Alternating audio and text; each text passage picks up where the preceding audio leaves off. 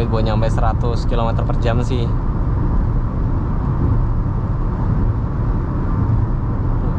Gak mau 116. Gak mau banget loh torsinya asli.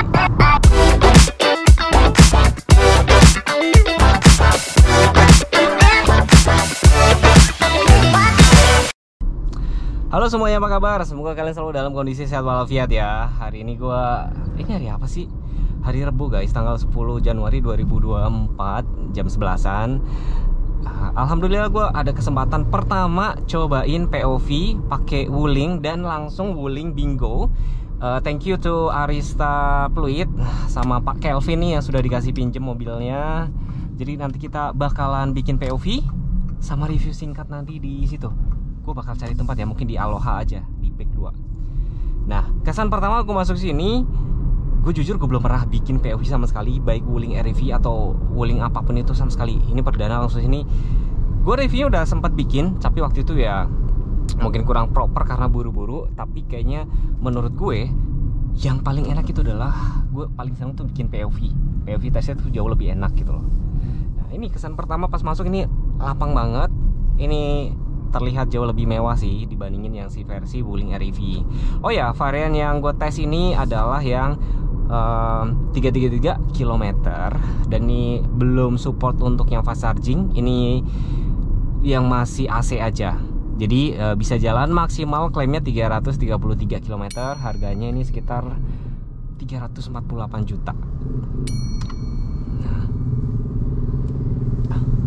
Jadi kemarin ya sempat ramai, sempat viral ya Wuling REV ngecasnya mahal banget. Ya karena mahalnya itu bukan karena apa ya, dia belum disupport sama fast charging gitu loh. Nah kalau yang Wuling bingo ini ada varian yang support fast charging gitu guys. Nah kalau di kemacetan gimana? Nah kalau di kemacetan kayak gini tuh justru mobil listrik tuh lebih enak gitu loh. Kita cobain fitur auto hold-nya. Kalau di kemacetan range 58%, range-nya bisa jalan 194 km ya. 58%. Berarti kalau misalkan dia 100%, hitungan kasarnya 300-an ya, berarti bener ya. Oke, cukup smooth. Ini di luar cuaca memang lagi panas banget kali ya. Nih, ngomongin mobil listrik ya, berarti kita nggak lepas ngomongin Wuling REV dulu. Dimana di luar perkiraan gitu ya, Wuling REV itu ternyata laris banget sebagai city car. Dan kemarin hitung-hitungan dari Om Fitra ya, saya sudah nonton itu Om Fitra. Menurut Om Fitra yang dia pakai harian di rumah itu 1 km itu nggak nyampe 200 perak ya untuk biayanya. Dimana kalau dibandingin sama mobil konvensional, misalkan kalian pakai kayak mobil gue tuh 1 banding 10 lah katakanlah ya, ras ya, pakai Pertamax. Berarti 1 liter itu kan 14 ribu nih ya kan, 1 liter 14 ribu. Jadi kalau bisa jalan 1 banding 10 berarti 1 kilometernya adalah 1400. Gila, luar biasa ya, hampir 10 kali lebih murah.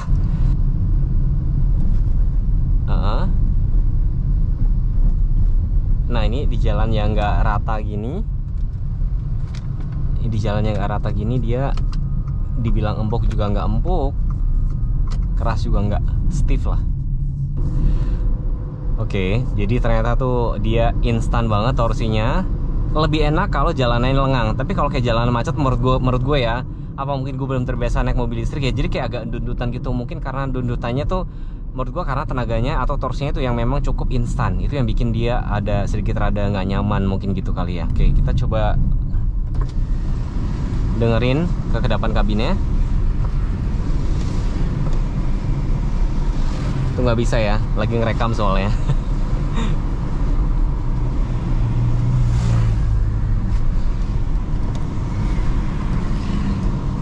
Oh, dia cuman hanya autonya down doang, up-nya masih manual. Ya jelasan lebih enakan ini dibandingin Agya sih. Sama Brio lebih enakan ini. Terus ternyata ini sudah elektrik loh untuk seatnya. Joknya sudah elektrik loh guys. Tapi ya kalau misalnya ditanya, Mas Teguh ada rencana nggak misalkan mau ngambil Wuling gitu kan, REV ataupun Wuling bingo kan? Kalau untuk pemakaian dalam kota bisa aja gue beli beneran, karena buat pemakaian harian itu kalau misalkan bener 1 kilometer itu cuma 200 rupiah, sebulan tuh gue bisa hemat sekitar 1 sampai 1,5 juta, dimana itu udah wow banget gitu loh. Itu bisa buat budget yang lain kan gitu loh. Tapi kalau untuk kayak misalkan perjalanan pulang kampung dan segala macam, belum kepikiran sih gitu loh.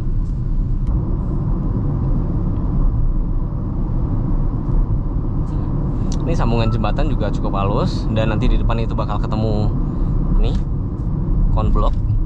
Ini aspal rusak, mampu diredam dengan oke, cukup bagus. Gua akan compare nih ya. Kalau dibanding sama ras gue enakan ini. Lagi-lagi nanti netizen akan bilang, "Mas, jangan dibandingin sama mobilmu dong, Mas." Lah, oke, gue bandingin secara harga deh. Mahalan ini loh dibandingin ras.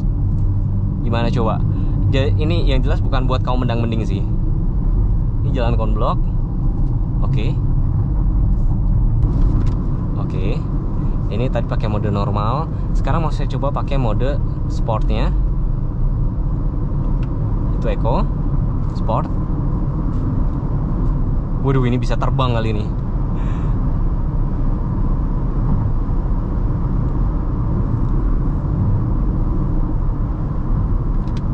Oh, ini regeneratif nih kalau ada nyala-nyala hijau. Oke, remnya. Oke, remnya cukup halus. Nggak ngagetin gitu loh maksudnya.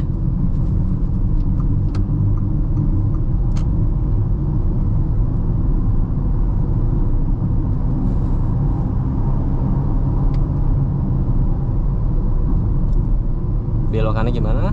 Oke. Kita nggak injek rem ya.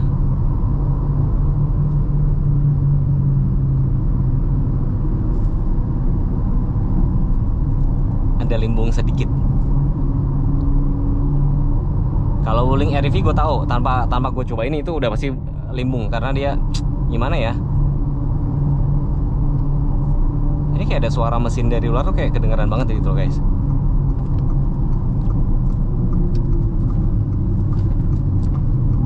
Wow. Limbung guys ternyata guys. Ya gimana ya, mobil ini sebenarnya tuh nggak cocok buat kebut-kebutan. Ya mobil ini tuh bener-bener memang buat city car gitu loh ya kan. Buat sehari-hari. Nah, ini batas nih, Banten Jakarta. Oke.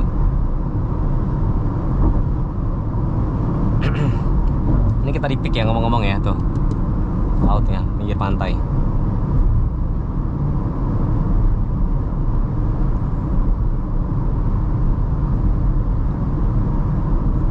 Nih, kalau kita nggak ngegas, dia nanti regeneratif kayak gitu guys.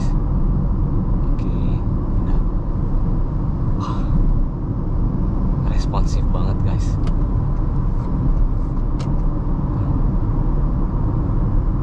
Oke, ini ketika buat bermanuver kayak gini ini agak-agak serem ya. Tuh, body rollnya berasa banget.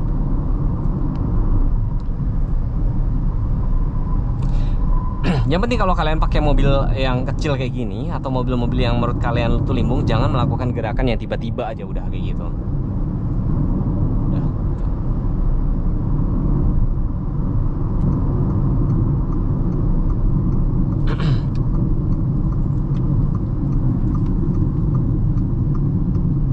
Agak limbung sih guys. Jadi menurut gua mobil ini gua nggak berani juga untuk saset kayak gitu-gitu. Agak kurang oke, nggak berani gua.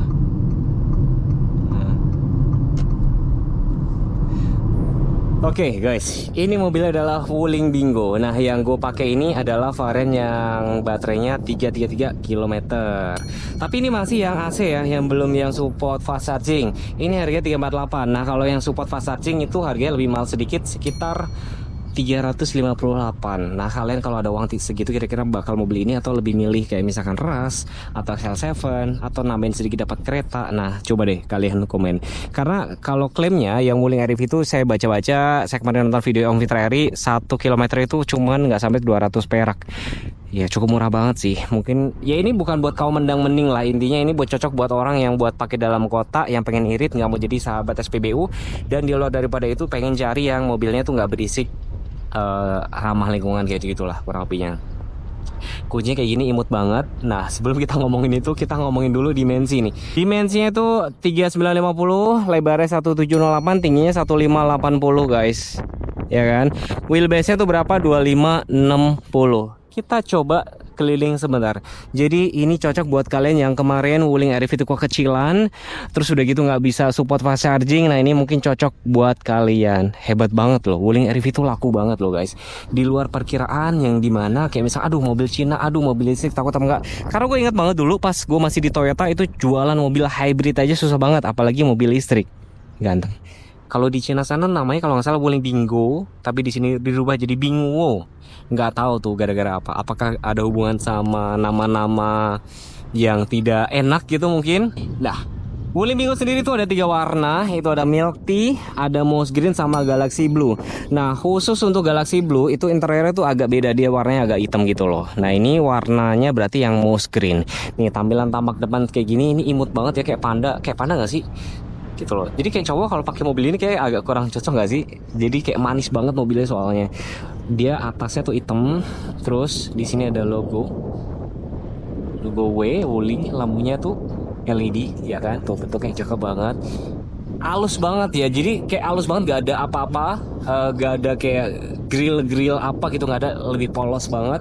Di bagian bawah tuh ada ornamen chrome, di sini bahan dop, terus ini tempat untuk towing gitu ya. Nah ini tatakan platnya kayak gini guys, tatakan platnya itu ada biru-birunya kayak gitulah ya. Ini tampilan tampak depannya, spionnya itu warna hitam. Kita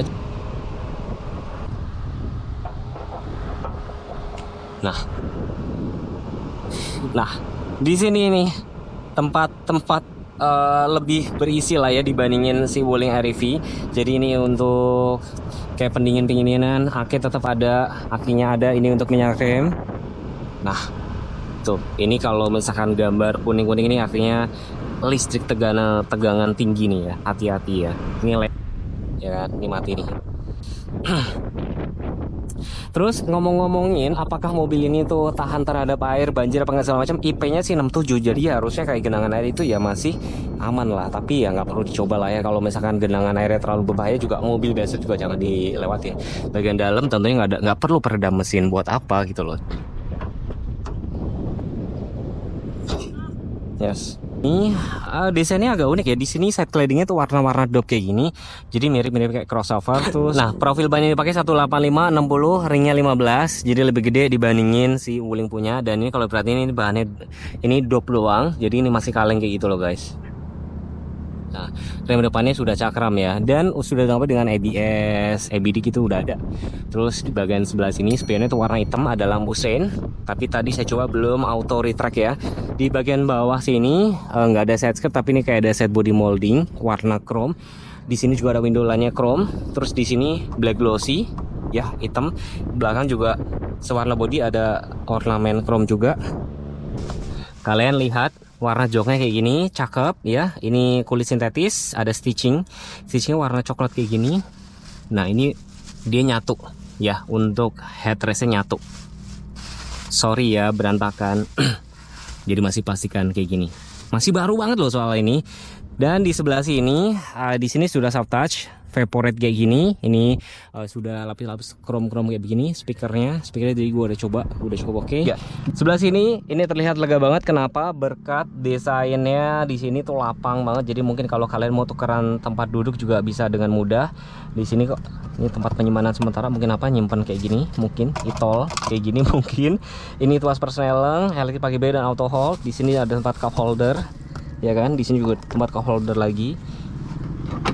Oh sudah soft opening nih glove boxnya. Ini juga sudah soft touch, airbagnya ada 2 nih berarti ya. Airbag ada 2.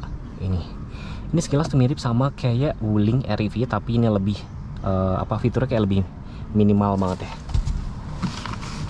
Nah ini lega banget. Nanti saya kasih lihat jarak kepalanya tuh seperti apa. Dan di sebelah sini nih ada port USB sama untuk ngecharge. Bukaan pintunya cukup mantap sih, untuk buka tutup pintu cukup mantap sih. Nah bagian sebelah sini juga sudah soft touch. Ini biasa untuk celok ya kan, krom-krom kayak begini. Nah kita lihat joknya di sini, nah, udah kulit sintetis semua. Jadi kalian nggak perlu upgrade. Anginnya kenceng banget, asli anginnya kenceng banget di peak sini. Tinggi saya 165, ini masih ada sisa segini, ya kan, cukup oke. Silau banget asli di sini, panas dan silau ya, nggak apa-apa deh demi kalian. Nah, buat duduk di baris ke sini, baris kedua, ini juga cukup lebar, ya. Agak sedikit sempit sih, apalagi orangnya segede saya aja masih sempit. Nah, di sini yang ngepas banget. Mungkin kalau orangnya tinggi agak-agak susah sih. Tapi ini pasti lebih baik lah dibandingin yang Wuling REV. Nih, cukup lebar, bisa 3 orang. Nah, tentunya di sini juga sudah ada SOV, cuman headrestnya ada 2, di tengah dia nggak ada, guys. Nah, sekarang tampak belakang sini, ini cakep loh. Jadi kayak desainnya hitam-hitam gini, cakep banget. Ini window line-nya seolah-olah tuh nyambung sampai belakang sini. Ini spoilernya di sini, tapi dia head mount supply-nya di sini. Defogger dia sudah ada, defoggernya udah ada. Terus lampunya juga cakep nih, kalian bisa lihat ya, lampunya sudah LED itu. Di bagian bawah ada parking sensor, ada ornamen chrome yang menyambung sama reflektor. Kamera mundurnya dia letaknya dari sini nih, guys. Ya kan, untuk buka tutup dia ada di sebelah sini. Nah, bagasinya kayak gini. Nah, ini ada tempat penyimpanan. Gede banget ya bagasinya. Dia nggak ada ban serep, jadi ini adalah tire kit. Tire kit ya, dapat tire kit karena dia nggak dapat ban serep. Sama kayak Ioniq juga sih. Nah, ini untuk ngecasnya nih, guys. Ini untuk ngecasnya. Jadi kalau ditutup kayak gini lebih rapi. Nah, ini cukup gede banget. Ini juga bisa diambil, guys. Oke, dia bisa diambil. Nah, untuk lipatannya tinggal ditarik dari sini nih, guys. Tuh, bisa dilipat separuh-separuh kayak gini. Bagasinya cukup gede karena dia mengorbankan ban serep, guys. Ya. Nah, ini masih jadi tanda tanya kalau misalkan bocor di tengah jalan dan segala macam, itu masih jadi PR. Jadi memang benar berarti mobil ini memang cocoknya buat di perkotaan aja sih. Menurut saya seperti itu. Tuh. Ini tampak belakangnya. Sekarang saya nggak merasa nyalain mesin apa-apa. Kok dia otomatis langsung nyala ya? Kalau memang bener seperti itu nih sih asik banget. Jadi kita nggak perlu pencet-pencet tombol, praktis banget. Ini sudah elektrik. Ya, keren loh, sudah elektrik loh. Tuh. Ada 6, jadi ada 6 way tuh, bisa naik turun. Maju mundur, naik turun. Ini juga ada 6. Oke, kalau memang ini benar otomatis sih, keren banget. Di sebelah sini ini sudah soft touch semua, pengaturan windownya auto down doang. Naiknya belum. Nah, ini sudah soft touch. Ini bahan-bahannya masih plastik. AC-nya langsung nyala, bukan mesin lah ya. Nah, di sebelah sini matiin traction control. Ini bisa ada manual leveling. Jadi kalau misalnya lagi dimuatin penuh barang, lampunya bisa diatur ketinggiannya. Nah, ini untuk pengaturan spion elektriknya, dan di sini untuk yang nyalain AC atau nyalain mesin, ini untuk buka bagasi, buka kap mesin. Nah, ini pedalnya, pedal gas dan rem. Dan yang otomatis di bagian sebelah sini karena dia nggak ada nggak ada tuas-tuasan, jadi di sini plong banget. Ini tuasnya di sini. Ini pengaturan AC-nya. Asli di luar panas banget, guys. Nggak bohong, panas banget asli. Terus di sini untuk yang mode sport di sini. Ini ventilasi AC, ada passion ornamen chrome di sini. Oh, ini apa ya? Oh, ini gantungan buat gantungan gorengan ya, guys. Ada 2 nih, guys. Ada gantungannya. Terus ini port USB, sama ini port untuk charger. Nah, ini maticnya di sini nih. Tuasnya electric parking dan auto hold. Til aja, belum teleskopik. Ya udahlah, mobil sekecil ini mau apa sih, mau ngapain sih? Ini lampunya belum otomatis, dan di sini ada tombol apa aja. Di sini ada tombol untuk yang volume. Ini pengaturan volume, ya kan? Kalau dipencet terus dia akan mute. Ini bukan tombol, ini buat apa? Kayak buat ini shortcut aja ini, ya kan? Terus ini untuk tombol geser-geser ini loh, guys, nih. Tuh, geser. Ya kan, udah gitu doang. Ini nggak ada apa-apa. Ini kayak cuma buat menu. Misalkan kayak ini buat menu nih, ya kan? Nah, ini ada musik Bluetooth, ada FM radio, ini pengaturan AC, ya kan? Semburannya cukup lengkap. Nih, ini suhunya mau dibikin high atau low. Oke. Ini udara luar, udara dalam, AC nyala apa enggak? Matiin AC. Udah. Ini untuk modenya cukup lengkap, atas bawah doang. Bawah sekaligus sama defogger depan. Gue pakai ini aja soalnya panas banget. Ini defogger belakang ya, guys. Oh, ini defogger dua-duanya. Oke, cukup lengkap. Ini telepon kalau sambung Bluetooth, sama ini home tampilannya. Terus di bagian sebelah sini sun visor-nya ada kaca, nggak ada lampu. Nah ini hazardnya letaknya di atas nih guys. Ini lampu interior sudah LED. Spion dalam nih masih belum ada kayak day and night. Spion biasa sih, auto ceramic mirror juga belum. Sun visor sebelah kiri ada kacanya juga. Ini layout dari sebelah sini nih guys. Visibilitasnya cukup oke karena dia spionnya agak mundur di sebelah sini nih, ya kan, agak di sebelah belakang sini. Dan ini juga sudah bukan soft touch nih. Ini ternyata sudah soft touch guys, soft touch, ya kan. Ini warna apa dong nih? Warna Euphoria nggak sih ini? Nah, ini. Ya overall dengan harga 300 jutaan dapat mobil listrik sih, ya udah cukup oke sih buat saya ya. Ya yang nggak tahu. Silakan tempel kartu pembayaran. Terima kasih. Selamat jalan. Terima kasih. Selamat jalan.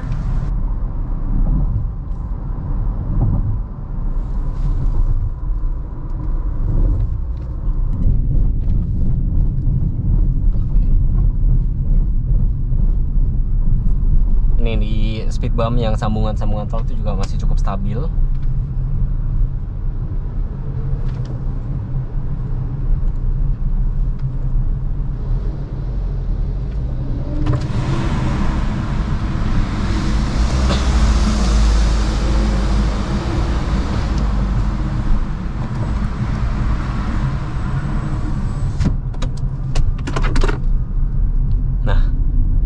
Masuk tolnya.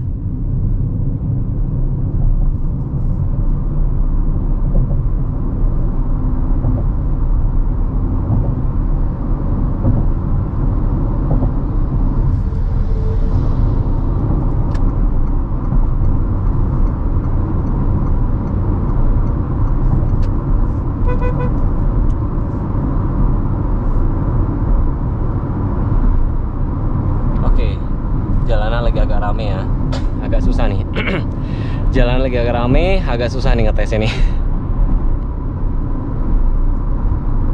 Sekarang saya mau coba dengar suara di luar kayak gimana ya.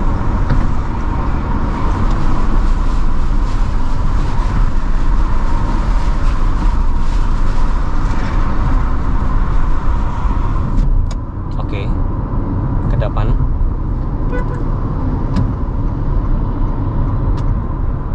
Noise masih ada sedikit sih, tapi kabinnya sih cukup kedap.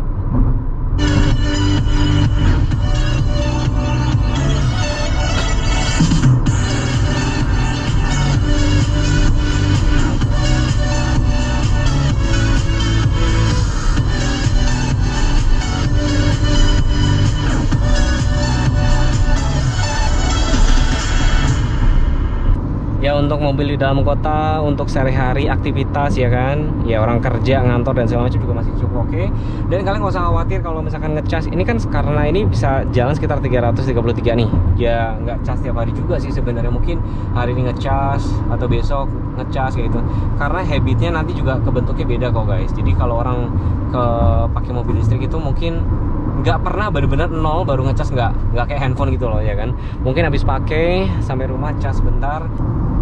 Harganya 348 itu bisa dapat mobil apa? Kalau kereta itu style bisa dapat karena setelah diskon, atau bahkan mungkin kalian bisa tambah sedikit dapat kereta prime. Nah artinya mobil ini tuh nggak bisa di-compare sama mobil-mobil konvensional, tuh nggak bisa. Sedangkan kalau mobil ini kan listrik gitu loh, yang dimana kalau kalian pakai mobil ini setidaknya kalian bisa irit bensin itu 1 sampai 1,5 juta jika dibandingin sama mobil listriknya. Jadi nggak bisa di-compare sih. Jadi memang nggak cocok buat kaum mendang-mending. Dan bisa jadi ini bisa jadi mobil utama atau mobil kedua. Bisa jadi orang tua ngebeliin mobil ini untuk istrinya. Kok orang tua buat istrinya sih? Orang tua beliin buat anaknya, ya kan? Atau suami beliin buat istrinya buat antar jemput anak. Jadi biar nggak jadi sahabat SPBU. Jadi kesimpulannya, kalau mas gue ada uang 350 juta bakalan beli mobil Wuling Dingo ini nggak? saat ini sih belum dulu ya guys ya, jujur ya, jujuran sih belum, mendingan saya beli yang lain. Tapi kalau misalkan saya ada dana, ada budget lah ya, saya butuh 2 mobil. Nah, saya mau mempertimbangkan untuk beli mobil ini. Gimana mobil ini akan saya pakai untuk mobilitas harian, itu lebih cocok gitu loh. Jadi kayak di kemacetan dan segala macam. Apalagi beberapa kali kayak trip gue tuh, bukan trip ya, maksudnya perjalanan kerja gue tuh hari-harian tuh kadang-kadang minimal tuh 30 atau 40 km sekali jalan, kecuali yang kerjaan dekat-dekat gitu. Praktis juga sih gitu loh. Dan nggak perlu khawatir, ngecas di rumah juga cukup irit juga. Kalau misalkan dihitung-hitung, yang kemarin saya ngobrol sama customer yang sudah pakai Ioniq itu sebulan 400 sampai 500 ribuan sih, menurutku udah irit banget. Sedangkan bensin yang gue pakai sekarang tuh setidaknya sekali ngisi tuh 300 sampai 400 ribu seminggu. Jadi sebulan 1,2 sampai 1 sampai 2 juta lah ya, tergantung perjalanan aja. Kayak gue kemarin perjalanan pulang kampung aja itu 500 atau 600 ribu gitu. Guys, sekian dulu video review kita, video PV kita kali ini. Kalau misalkan kalian pengen dibuatin video lainnya, tinggal komen aja. Jangan lupa subscribe channel ini, jangan lupa follow Instagram saya, atau kalian misalkan mau berinteraksi sama saya, join ke Telegram, nanti linknya saya taruh di deskripsi, kalau nggak saya taruh pin komen. Terima kasih, wassalamualaikum warahmatullahi wabarakatuh. Jalan konblok kayak gini ya guys.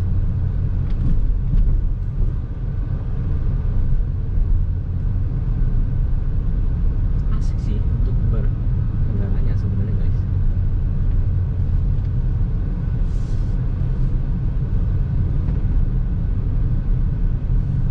Asik banget.